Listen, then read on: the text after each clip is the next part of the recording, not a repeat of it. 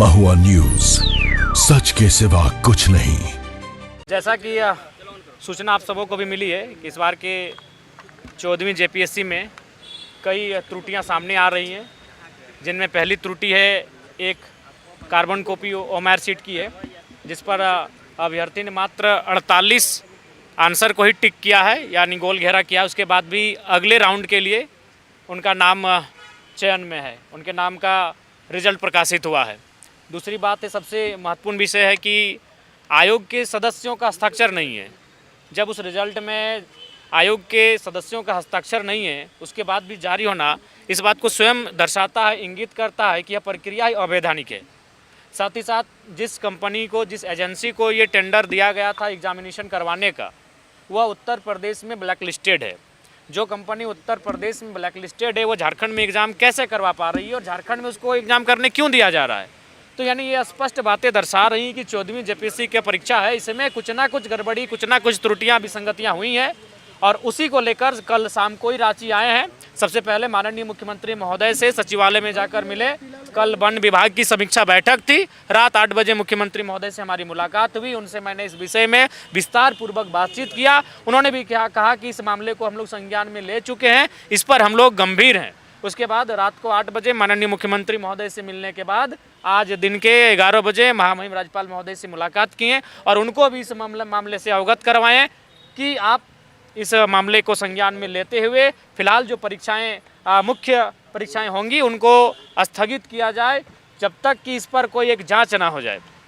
और महामहिम ने कहा कि इस विषय को हम लोग भी अखबार के माध्यम से जानकारी में ले लिए हैं और हम लोग भी रुचि रखे हैं। वास्तविक बात है कि इस बार जेपीएससी की जो परीक्षा है उसमें गड़बड़ियां हुई हैं और उन्होंने भी इस बात को दर्शाया कि जब आयोग के सदस्यों ने स्वयं हस्ताक्षर नहीं किया है, वो स्वयं मुख्यमंत्री को चिट्ठी लिख रहे हैं कि इसमें वो गड़बड़ी की आशंका जता रहे हैं, तो इस बात से इनकार नहीं किया जा सकता कि गड़बड़ी नहीं हुई है।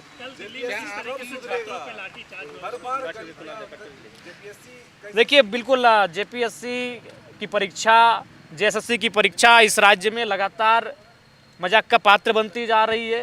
राज्य के 2 बड़े आयोग, 2 बड़े संस्थान जिनको जवाबदेही है, जिनकी जिम्मेदारी है इस राज्य के लाखों युवाओं के सपने को साकार करने के लिए परीक्षाएं आयोजन करने का, और वो लगातार कटघरे में आकर खड़ी हो जा रही हैं। ऐसे में सरकार को गंभीरतापूर्वक विचार करना चाहिए और उन्हें इनकी कार्य प्रणाली में सुधार कैसे हो, परीक्षाएं नियमित कैसे हों, पेपर लीक के मामले ना आए, विसंगतियां ना आए, त्रुटियां ना आए, इस पर गंभीर होकर कार्य करना चाहिए। अच्छा, जैसे राजभवन तक रहेंगी या फिर आगे सड़कों पर? जी, हम लोग 2 दिन का अल्टीमेट देंगे, उसके बाद से हम लोग आंदोलन की तैयारी में लग जाएंगे। आज ही हम लोग बैठक करेंगे और आंदोलन की रूपरेखा को तैयार करेंगे। जेएसएससी की एक और मामला सामने आया है, उसमें जो एग्जाम है, एग्जाम के अगले दिन या देर रात एडमिट कार्ड आ रहा है, ये मामला भी उजागर हुआ है। जी, अभी चिंता का विषय है। इस प्रकार के मामले, कई मामले आए हैं जो स्पष्ट बता रहे हैं कि इस बार के परीक्षा में निसंदेह कोई ना कोई समस्याएं हुई हैं, गड़बड़ियां हुई हैं और उसको लेकर हम लोग मुख्यमंत्री राज्यपाल महोदय से मिले हैं और आगे हम लोग आंदोलन की तैयारी भी करेंगे।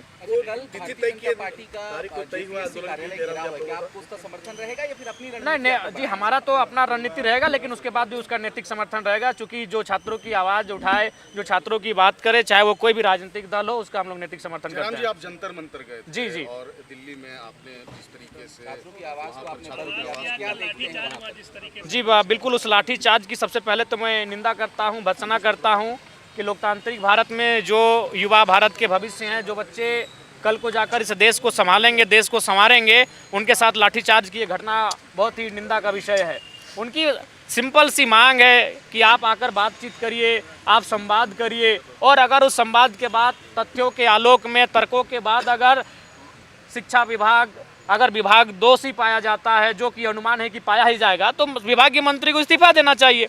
उन्होंने माननीय प्रधानमंत्री को पद से हटाने के लिए तो नहीं कहा है कि प्रधानमंत्री की गद्दी आप छोड़ दें, लेकिन उनकी नैतिकता होनी चाहिए। एक लोकतांत्रिक भारत है और आप कहते हैं कि हम देश को श्रेष्ठ बनाएंगे, तो श्रेष्ठ भारत तभी बनेगा जब छात्रों की आवाज़ सुनी जाएगी, किसानों की आवाज़ सुनी जाएगी। उनके पास इतना समय है कि वो 7 समंदर पार चले गए मेलोडी की टॉफी लेकर, लेकिन उनके पास इतना समय नहीं है कि उनके संसद भवन से, उन प्रधानमंत्री आवास से 7 मिनट की दूरी पर एक जूस का बोतल लेकर चले जाते, एक जूस की गिलास लेकर चले जाते।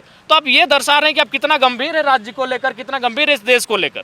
बीजेपी कल जेपीएससी को लेकर प्रोटेस्ट कर रही है, क्या जयराम? जी, जेपीएससी को साथ साथ उनको नीट को लेकर भी प्रोटेस्ट करना चाहिए। भारतीय जनता पार्टी को मैं कहना चाहूँगा कि जेपीएससी के साथ साथ उन्हें नीट की परीक्षा को लेकर भी प्रोटेस्ट करना चाहिए। अपनी ही सरकार के खिलाफ बात करने से आप गुनहगार नहीं हो जाएंगे, लोकतांत्रिक बल्कि लोकतंत्र का एक सुंदर संदेश जाएगा कि स्वयं झारखंड की इकाई ने प्रधानमंत्री को कहा कि आप नीट में जो गड़बड़ी है उस पर जाकर संवाद करें। ये बड़ा बढ़िया सुंदर संदेश जाएगा। जयराम जी 5 दिन बाद जेपीएससी मेंस की परीक्षा है, सेंटर शेड्यूल किए गए हैं, 2 जुलाई को परीक्षा पीटी की रिजल्ट देती है। क्या लगता है कि जी इसमें आप लोग देर नहीं कर दिए? देखिए बिल्कुल हम लोग शुरू में ही आए थे जब मामला सुने, देवेंद्र जी के नेतृत्व में रांची में कार्यक्रम भी हुआ, और इसीलिए ये चाहते हैं कि आंदोलन ना हो, ये चाहते हैं कि गड़बड़ियों पे पर्दा दिया जाए, उसको पर्दे में रखा जाए। इसीलिए मात्र 15 दिनों में मुख्य परीक्षा का आयोजन किया जा रहा है, जबकि कम से कम उन्हें तैयारी करने के लिए 45 दिन का समय मिलना चाहिए। इससे पहले जो परिपाटी रही है, परंपरा रही है कि प्रारंभिक परीक्षा के बाद जब मुख्य परीक्षा की तिथि का तय होता है तो कम से कम 45 दिनों का उनको समय दिया जाता है, लेकिन 45 दिनों का समय उनको दिया भी, अभ्यर्थियों को भी नहीं दिया गया है। आनंद फानन में परीक्षाएं आयोजित करके ये चाहते हैं कि इसको मतलब रास्ते से हटा दिया जाए विवाद को। ये मेरा देरी पर सवाल था बोल रहा है कि जनप्रतिनिधियों का जो है अधिकारी जवाब नहीं देते, नहीं सुनते। आपके साथ भी ऐसा है कि किसी अधिकारी को पत्र लिखे या कॉल किए रिप्लाई नहीं कर रहे? नहीं होता, बिल्कुल सही बात है।